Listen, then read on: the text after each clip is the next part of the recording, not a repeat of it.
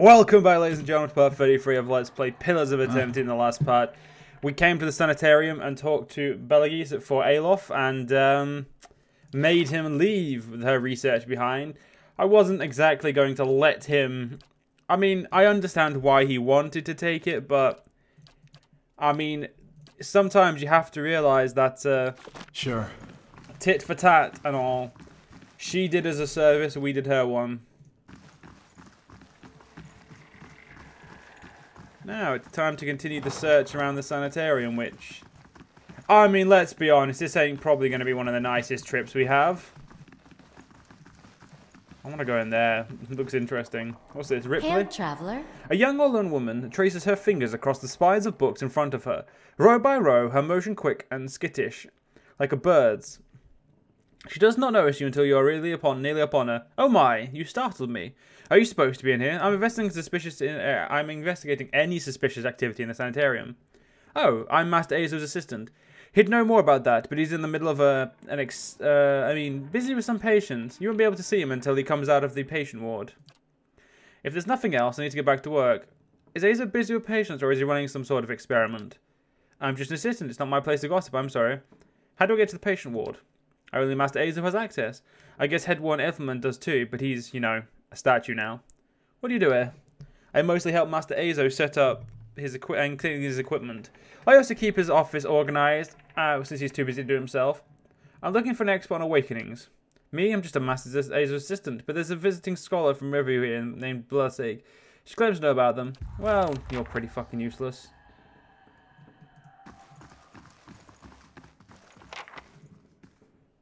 Okay, I'm gonna guess they're not gonna let me in, so I'm just gonna go in their offices because, ooh, free stuff. In a corner of Moled's lab rests a large weathered trunk. It seems likely to contain something important, if only by virtue of its size. Examine the trunk more closely. Nothing grabs your attention except for the large padlock at the front. Whatever this animal keeps near, he does not want anyone else to see it. Unlock the trunk. You take the key you acquired from Helig and place it on the lock. It fits perfectly and turns into a solid chunk.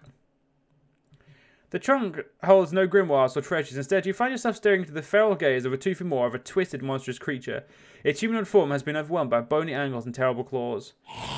With a start, you recognize the vague shape of a young girl beneath the elongated, malformed bones and greyish skin. It growls and leaps from the trunk, not towards you, but towards Mered. Mered has no time to scream, or his throat is torn out. Let's go. I mean, it was only a witch. It's not as if it was anything bad.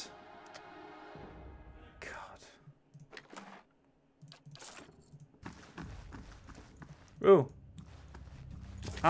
Ooh, yeah, free stuff. I mean, technically, the person's dead. It's not technically stealing anymore. Just saying. So, this is all accessed through the patient wards. Let's go talk to the Grandmaster. Party before venturing forth.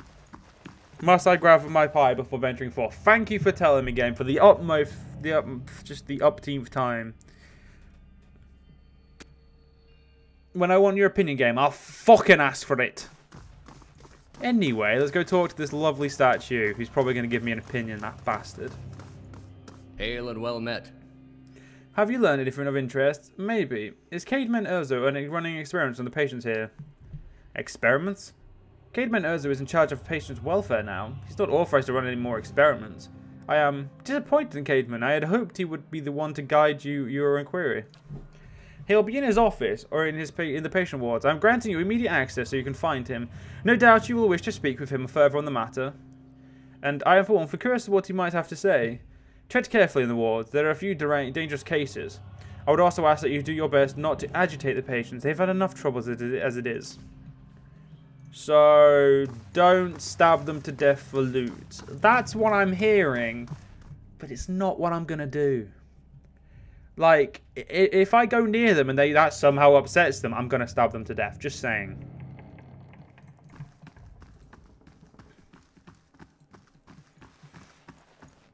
I mean, we've got loads of stabby stabs. We've got a blunty blunt. We've got gunny... Well, I'm not going to fucking... I'm not going to continue with this. Oh, he fucking opened the door for me.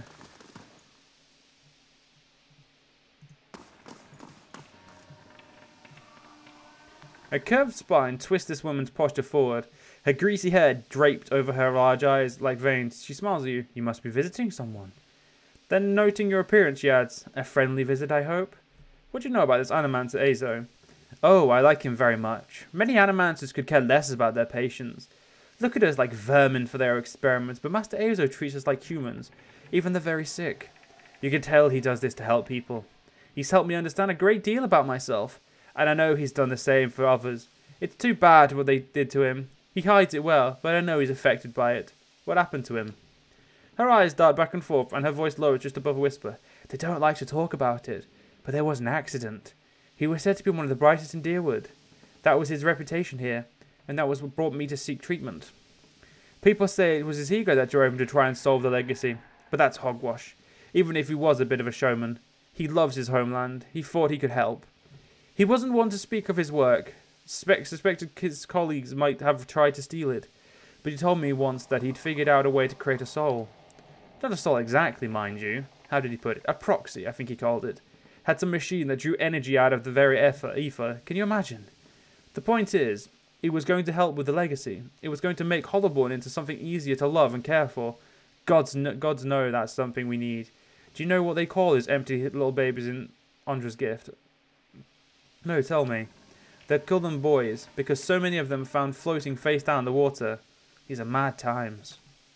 Anyway, Master Azo has scheduled a public demonstration of his work in the Copper Lane. He was so excited. And then the next day, he was locked in his office, turning away visitors, I heard. And he stopped seeing patients. I don't know what exactly happened, and I don't have the heart to ask him, but I'm glad they're letting him treat people again. Do you know where I might find Azo? I think I've seen him around today. Have you checked the laboratory, whatever you want to call it? It shares an office with his wall with his office. He's been spending most of his time there lately. Have any of your patients here been acting unusual? Well, there's Batixa, who relives a murder she committed more than 5 lifetimes ago. Aldwyn, who they say only has half a soul, and who was found collecting the face of others because he believed his own to be a false one. Graham, he speaks a language no one understands and wails at night sometimes. Different from the normal behaviour, I mean. Well, yes, I suppose, but nothing they didn't volunteer for. Master Azo lets us know that a number of patients in the North Ward have volunteers for a new therapy, and will be escorted to his laboratory to receive treatment. The North Ward has our most trouble cases. I'm glad some of them have chosen to get help. It seems to me it's gotten quieter over there since it started. It's Graham I see them taking the most. He struggles, but he always was a bit of a wild one. Would I be able to visit the North Ward? They like to keep them separate. I don't know that I've ever seen the guards allow a visitor, just Master Azo. You might ask him, he's very sympathetic. Why are you in here? By the hair, her cheeks flush. I don't want to say, you'll think less of me. I'm listening. These last few years hadn't been kind to me. They haven't been kind to anyone, really. I try not to think of it as personal. I lost my husband and both boys in the Saints' War. My daughter, the legacy took her before she was even mine. I may do. What else can you do? I moved into a tiny place in Andra's gift, got by mending clothes and the kindness of strangers when I had to. But I was surviving and the gods were watching over me. I could live with that. Then one day this noblewoman comes in, wants this fancy gown fix, gorgeous thing. This shade of blue I'd never seen before. Only I had. I looked at it, and it reminded me of something. I had what they call an awakening. I remember being a nobleman myself in another life, people doting over me, men doting over me, me. The best food, the most beautiful home, and all things you could never dare to dream of, they were mine. It was poison knowing that. Oh, those things I'll never have in this lifetime. It did something to me. My food started to taste rotten. The walls in my little room seemed closing around me. I stopped being able to sleep in my own bed. So I came here. It was that or break into an estate and start ordering servants around. It seems like such a silly thing to worry about. You don't have to tell me. But I can't get past it. And I start to wonder, did the gods choose this life for me? And if so, what terrible thing must I have done to deserve this? Maybe we'll get there one day. If not in this life, then in another. The strange part is, I think even the best wouldn't be good enough for me anymore. I think it's gone to the point when I was just that noble lady. Interesting.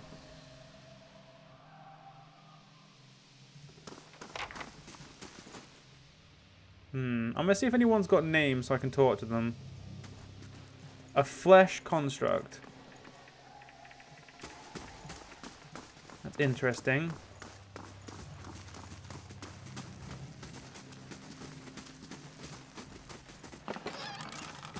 Wow, like 3 lockpicks, that's pretty good.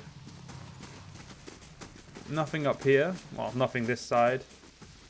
Apart from a door.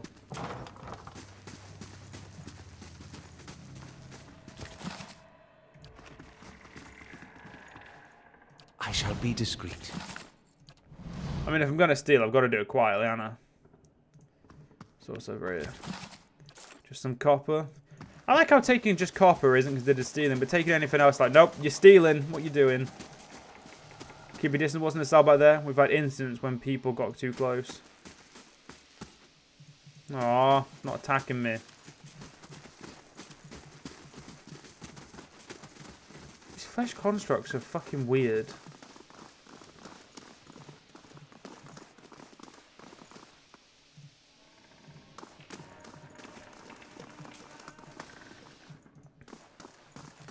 Yeah, these flesh constructs don't make the place feel welcoming at all.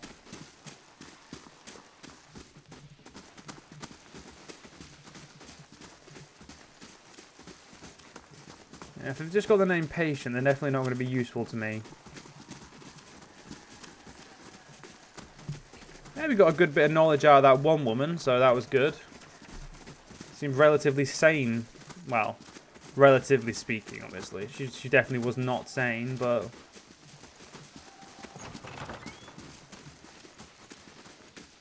A simple test. I can do that. That's settled. What's in here? Huh. A round-faced, balding man turns to face you. His upper lip is pulled upwards slightly by his pointed nose, exposing his upper teeth when he scowls. What is the meaning of this? Ethelmere told me that you're not supposed to be doing any more experiments. Yes, well, Ethelmere hasn't done it much good for anybody since he had his soul moved into that inanimate object, so I fail to see why I should let that sway me. If animators all followed the commands of their leaders, where would we be? We'd all be as backwards and willfully ignorant as Redicus. We know nothing about life or death, or even ourselves. We would be lost in the dark with no clue as to why. Our leaders guide us, and without them we risk losing our way. If this man would strike off his own, then let him fend for himself without the benefit of the Sanitarium.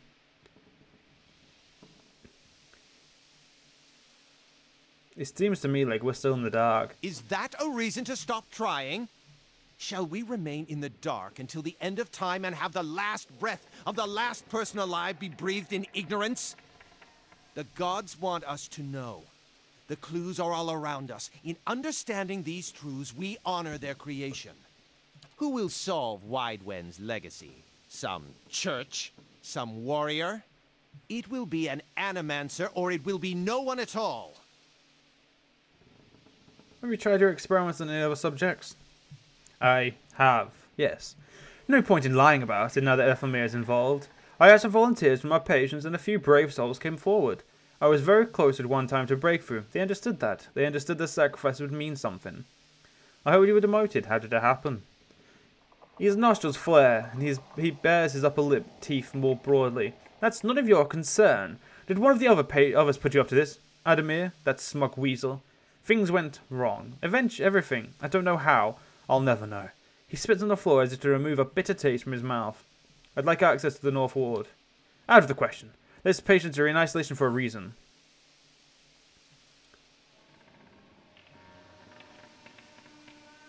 I've been given permission to conduct my investment out here. You best comply. My answer is no. Whatever you're looking for, those patients will not be able to help you. The head warden will stand by me on this. I'll get the next one away since I don't have time to give directions.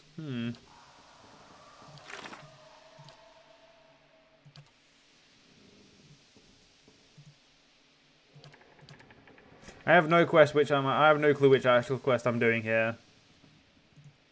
Ah yes, into Graham in the North Ward.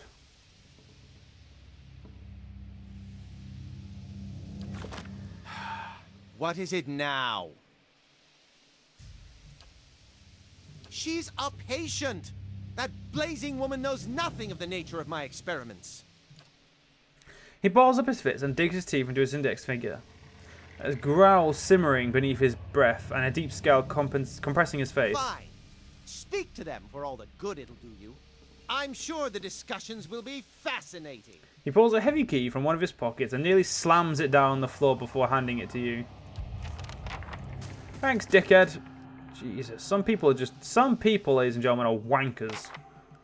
Like, I cannot believe how much of a bellend he is. Oh, no, wait, no, I can completely believe how much of a bellend he is. That's a lie.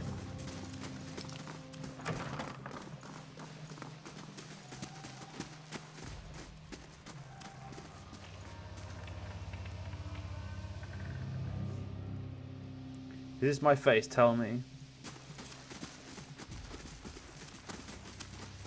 Thundering sky, rain of blood, innocents must drown. Interesting. This man looks like this man has look in the eye of a haunted animal, and at your approach, he staggers backwards to the far corner of his cell, halfway appearing as though he would climb the walls, as if it would get him further away from you. He cries out, a bizarre primal utterance, nothing you've ever heard. Can't hide from me, Leaden Key Spy. Graham looks at you blankly. It's unclear whether he understands you or not, but his panic has momentarily subsided. He opens his mouth to speak, but the words that come out are half-formed, as though his tongue was cut out. They are impossible for you to discern, if indeed the words are at all his.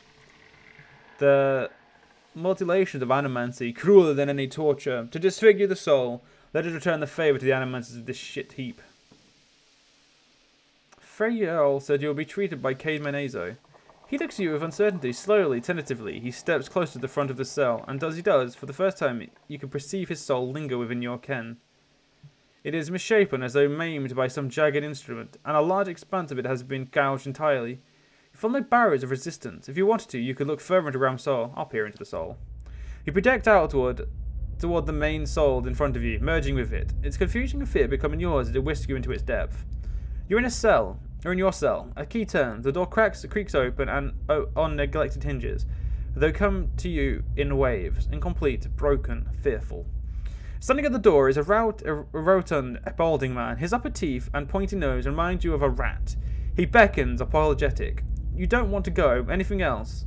In your mind is a single word, and the word is no. But it dissolves before it reaches your lips. You press against the back wall, concerned. You cry out. In darkness, you fight against unseen restraints. You cannot move your arms or legs. The man walks into the room carrying a lit candle, its meager flame casting long shadows across the books and machinery. Straps bind your arms and legs. Cold metal circumscribes the crown of your head and beneath your chest. The man is sorry. He is in need of raw materials. They dismantle his work, and he needs another source. He needs to show them he was right. He thanks you.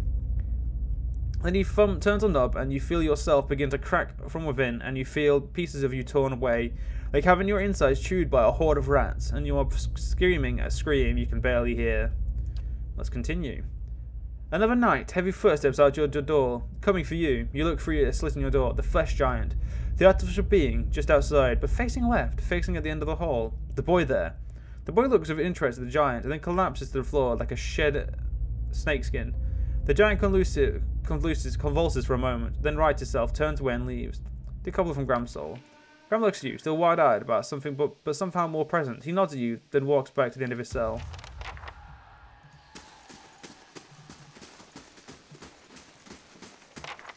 These poor people. This isn't the treatment that they were promised upstairs by the cushioned seats and lush carpets. Is that the cure for soul sickness? To be thrown into a cell and subjected to the whims of your captor? Maybe it is. How would you know? Cano winces. I have seen the sick and mad exiled, or else treated like contagious vermin, but I cannot believe that this is the kindest alternative.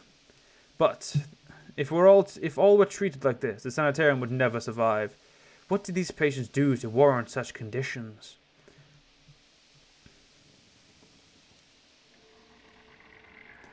Here's a sort of the nod you were so giddy about. Kind of grimaces. It's one thing to be told as much, another to see it yourself. Let's be on our way. This place gnaws at the soul. A willy adolescent boy stands in the corner of this center of the cell, gawkish and stoop-shouldered. He stares straight ahead. The occasional blink, his only movement, and it is unclear whether he registers your presence or behind his glossy doll-like eyes. In this state, the barbs between your soul and his are thin but porous, easily bypassed if you should wish. Let's do so. You close your eyes and edge forward towards the boy's soul. As you near, a sudden malaise comes over you. You are cold and warm all at once, sweating and shivering and straining for breath, as you did on the caravan journey. The soul you approach is the wrong one, a parasitic plant that strangles its host. It is a predatory and pitless, and you have crossed paths with it before. Too late does it occur to you to retract, and already you feel yourself plunging into some immediate abyss of thought and memory. You are standing in a cell now, the same cell, in the same sanitarium. The halls are moonlit and empty, and you are waiting. At the far end of the ward, the door opens, revealing a flesh golem in silhouette beneath the stone archway. It makes its usual rounds. The same stop every time. The misbegotten child of despotent creators. When the construct is closed, you coil yourself up and spring forward, passing out of the boy's body as though it were a membrane. You can sense his body behind you, collapsing to the floor, a puppet whose strings are cut. You are rushing towards the golem now, bodies as a gust of wind. Quickly, you think to yourself. Quickly, and you feel your strength hemorrhaging from the soul as you dart towards the makeshift abomination. You pass into the golem's shell and overtake the souls implanted within, encircling it, suppressing it, and contained in this new vessel, you are strong again. You step heavy-footed down the corridors, unheeded by the other constraints and scrutinized only by the wary, untrustworthy eyes of the mad, coming at last to an office piled with books and scribbled papers and the perverse implants of animancy. Fuck, sometimes, ladies and gentlemen, I can't read. You set your oversized hands upon a large machine, a nest of globes and tubes and coils in the center of a room, and go to work, bending wires and unsettling alignments. Your surroundings are pulled past you, or perhaps you're pulled past them, and they dissolve into a blur. When they settle into place again, you are outside on a clear day, standing in front of a crowd stacked high above you on the tired streets of the amphitheater. You are acting for the crowd, standing deliberate still, but this is no play. A balding man with rodent-like features is strapping you to a machine. The one you had tampered with. You see your arms for the first time, short and fleshy, unmistakably those of a little girl. But this body is not truly yours. Your mind still holds the same determination, the same hard-headedness as before. The body itself is as cold as vacuous, and like the others, this one has no soul of its own. The man speaks, and the crowd applauds with enthusiasm worthy of a hero's entrance. Bear witness, he says, and pulls a lever. The machine shivers and sparks, and a bead of sweat rolls down the side of the man's brow. But the crowd's apprehension quickly gives way to awe as a crystal globe fills the river, a radiant mist that casts the entire theatre aglow. He opens a valve, and the glow crawls through the tube along the length of a copper wiring that runs through a set of electrodes beneath your armpits. You feel nothing when it reaches you, as it should be, for you have been leading his work astray periodically for some time, altering note and setting and playing puppeteer for Hollowborn, but you make it look how people would expect it to look when the body is infused with a soul. In a moment, the machine goes dark, and the man straps you, eyeing you with a scientific concern. He looks back up at the crowd. "Behold," he says, but there is an obvious hesitation in his voice. Slowly, you make a plodding step forward, then another and another. You look up to the man, giving him the eye contact of which no Hollowborn is capable, and the crowd gasps. The man looks relieved. "How do you feel?" he asked, at a volume meant for the crowd. And this is the moment. At the top of your lungs, you let out a piercing shriek. The man comes towards you, his hand outstretched, but you run the other way, back to the machine. With all your strength, you dive your head into the crystal globe, and it shatters, streaking your head with warm blood. You dive your head down onto the surface of the machine again and again, drawing panicked screams from the crowd, and by the time the man reaches you, your body has already ceased proper function, and merely twitches on the cold ground. Satisfied, you depart the corpse in search of another unsuspecting host. Who could put their faith in animancy now? You are pulled again from your surroundings, transcending the boundaries of the memories and lifetimes, deeper and deeper past betrayals and murders and lies upon lies that form the thick webbing of plots beyond mortal comprehension. You set at last on a room you have seen before, expansive, with a tall device encasing Adra monolith at its center. The room is filled with people, and the people look at the device. You are yanked suddenly back to reality, and the once catatonic boy in the cell is looking directly at you, appraising, calculating.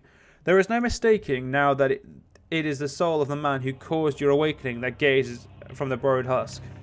A watcher. You made me into a watcher. I need you to undo it. Is that so? He makes no effort to hide his disinterest, but he continues to search your eyes. He makes a slight grunting noise, and his eyes soften for an instinct, and it seems, for that moment, that he recognizes you. He opens his mouth to speak, then seems to think better of what he was about to say. His jaw tightens. I know your look, you hunger. Sorry.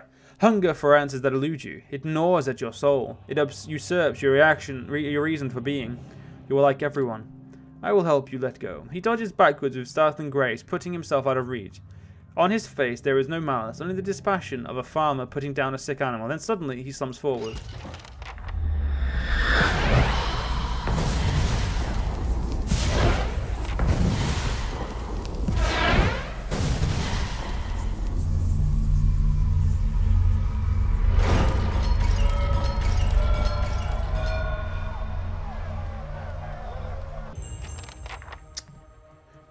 Well, that's cheating.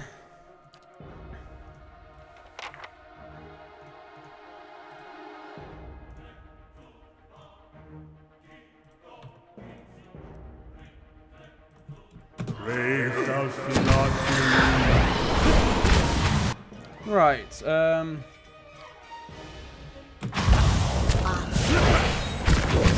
have no clue what good spells these guys know, so it's best just to kick as much ass as we can.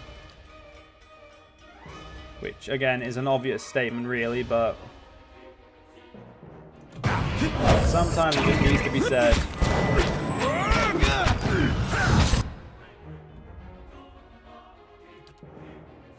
I'm going to try this. Give myself a bit of healing. Right, I need to gain some cipher powers. Alof. Kill off as many of them you can with your your spells. At this point, that's like going to be the best weapon we have.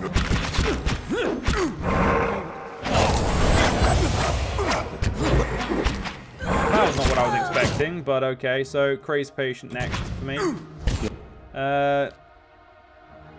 Your missiles, get that idle hand. Unfortunately, the wolf is down, but that's fine. Ready, Watcher. My bow's ready. You don't have a bow, love, but it's fine. We'll make this guy relive his pain. Unfortunately, that didn't kill him, but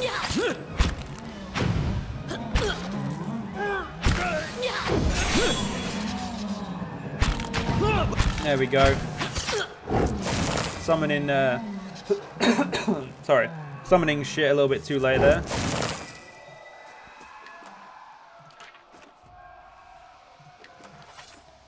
Well, unfortunately, ladies and gentlemen, we're going to have to end this part here. If you guys have enjoyed, see you guys next part. I'll see you guys then.